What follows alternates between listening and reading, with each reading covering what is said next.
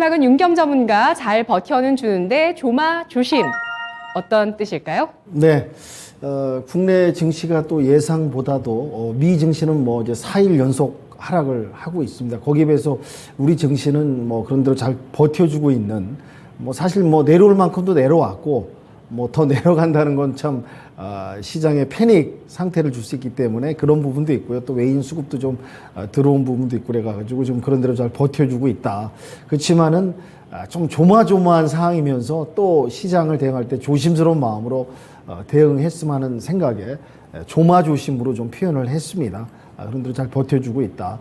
미증시 같은 경우는 지금 파월 의장의 그 멘트가 역시 이제 후폭풍의 여진이 계속 이어지고 있고요. 또 한편으로 저는 그 파월 의장이 또 이 시장에 있어서 자기가 사실 어떻게 보면 이제 가장 영향력 있는 주인공 아니겠습니까?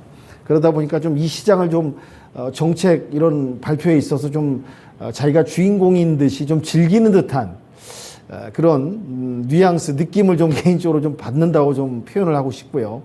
역사적 소명도 있기 때문에 강력한 금리 인상을 갖다 고삐를 쥐지 않고 뭔가 자기도 이제 결과물을 남겨내야 되니까 역사적인 그런 어떠한 결과를 도출해야 되는 그런 이제 상당히 중요한 위치에 있는 그런 입장이다 보니까 또 그런 강한 가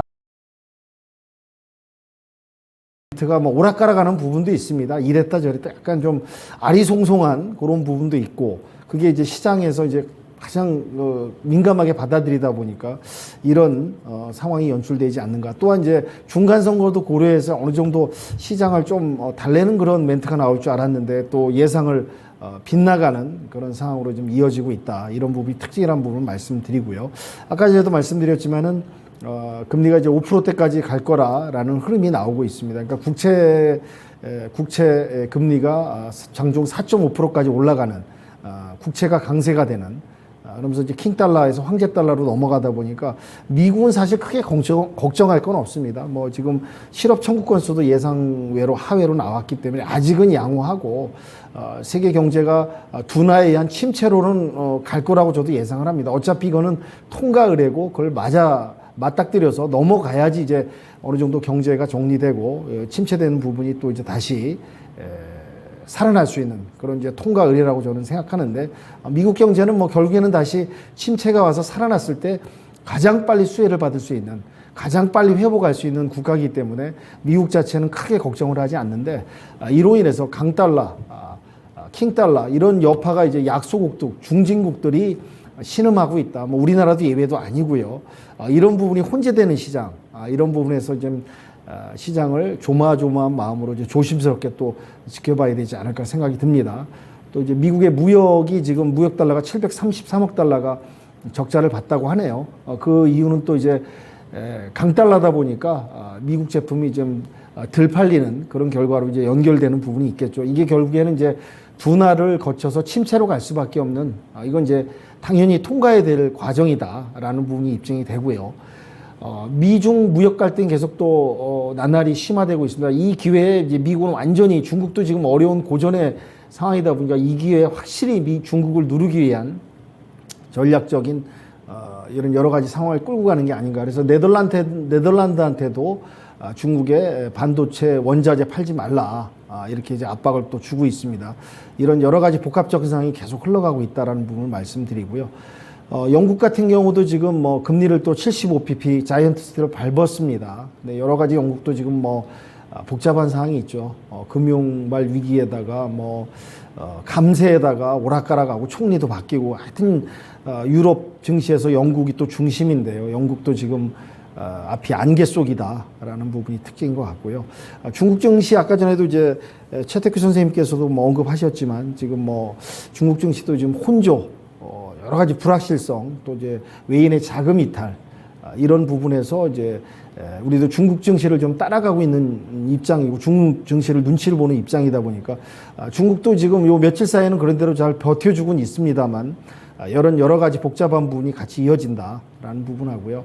러우 전쟁에 있어서 약간 뭐 포로 교환 얘기도 나오고요. 또 뭐 휴전 얘기도 나오고 있는데 이게 이제 현실화될지는 좀 더 지켜봐야 될 것 같습니다. 푸틴이라는 인물 계속 언급드렸지만은 쉽게 마무리될 상황은 아니다. 그런 인물이 아니다라는 걸 염두하면서 이에 관련된 원자재, 곡물 이런 움직임도 같이 봐야겠다 생각이 들고요. 국내 정신은 저는 그렇게 보고 있습니다. 다음 주에 한번 눌림목이 오지 않을까. 뭐 눌림목 왔을 때 한번 접근하는 전략으로 한번 대응을 하면 어떨까라는 생각이 들고요. 지금 이제 그 조마조마되는 부분이 바로 이겁니다. 레고랜드 사태, 강원도에서 보증 채무 약속 이액을 안 하는 언급과 그로 인한 이제 뭐 금융 지원, 긴급 수혈에 의해 약간 봉합이 됐는데요. 지금 흥국생명 사태가 또 불거졌습니다. 한마디로 이제 외국에서 돈을 빌려다가 갚을 때 되니까 못 갚겠다. 이게 왜냐하면 갚고 나서 이자가 더 올라갑니다. 그 다음에 또 이제 자금을 다시 구해야 되는데 자금 확보가 불확실하다 보니까 아예 뭐 그러느니 흥국생명이 두 손 드는 이런 좀 엄청난 상황이 생겼습니다. 금융당국은 크게 뭐 우려할 바는 아니라고 하는데 이것도 너무 금융당국 말만은 믿어서는 안 되겠고요. 이것도 좀 상당히 주의 깊게 보면서 금융 관련주도 좀 봐야 될 것 같고요. 그리고 이제 정부에서 태양광과 풍력의 비율을 갖다 8대1에서 6대4로 조정하는 그런 정책이 나왔습니다. 그래서 오늘도 이따 제가 추천 좀 말씀드리겠지만 풍력 관련주를 조금 관심 있게 좀 봐야 되지 않을까 추천주에서 한번 말씀을 드리고요. 지금 네옴시티 사우디 관련 건설주들이 지금 움직이고 있습니다. 정부에서 또 수주 지원단을 지금 파견해가지고 수주하고 쪽에서 여러 가지 이제 협력 부분에서 논의되는 부분이 있는데요. 계속해서 네옴시티하고 관련주들, 건설주들은 좀 주의 깊게 봤으면 하는 생각이 들고요. 리튬 가격이 1년 전에 비해서 3배가 올랐습니다. 거의 뭐 어마어마한 폭등을 지금 일어나고 있죠. 이제 2차 전지 관련 이제 원자재인데요.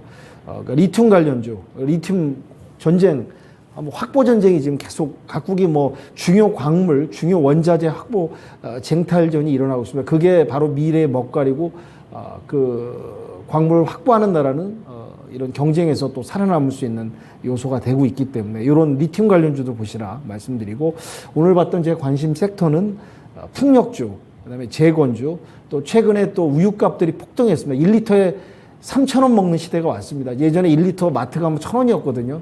3배가 폭등했습니다. 이로 인해서 뭐 빵값, 뭐 이제 우유값, 분유값 이런 것도 폭등하고 있으니까 이제 밀크 관련주를 한번 좀 보셨으면 하는 생각에서 이 정도 시황과 요약 말씀드리도록 하겠습니다.